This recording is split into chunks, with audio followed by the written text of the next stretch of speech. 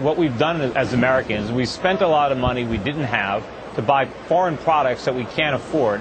We've run up an enormous debt to the rest of the world. We've got nothing to show for it. You know, it's analogous to an individual. He loses his job, and instead of getting another job, he simply buys everything on a credit card, and then he shows his wife his credit card bills and says, you know, look, honey, look how great we're doing. It's not that economics failed.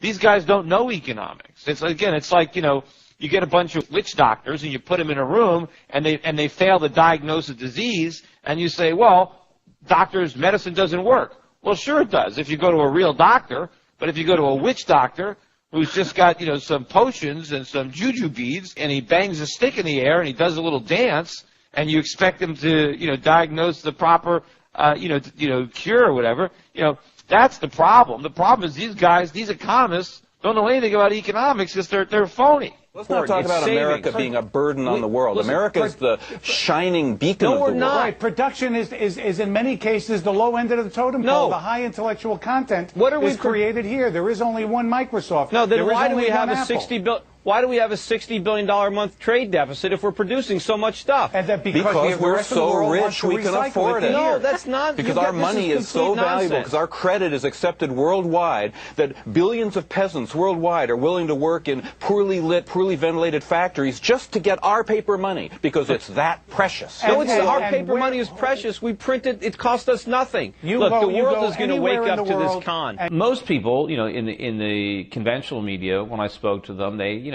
would disagree. They would laugh at me, or they would make fun of me. They would explain that this is all nonsense, that we have the greatest economy in the world, that the American consumer is the engine of the world, and that, you know, that economic growth comes from spending money, and we're going to keep spending. I got a lot of people that would call me un-American because I was, you know, saying negative things about the U.S. economy, as if, you know, patriotism is defined by, you know, just being a cheerleader for the economy. I saw serious structural problems with our economy, and I still see them. We are actually living through a period of time right now where we are passing the baton, unfortunately, from American economic dominance to Asian dominance.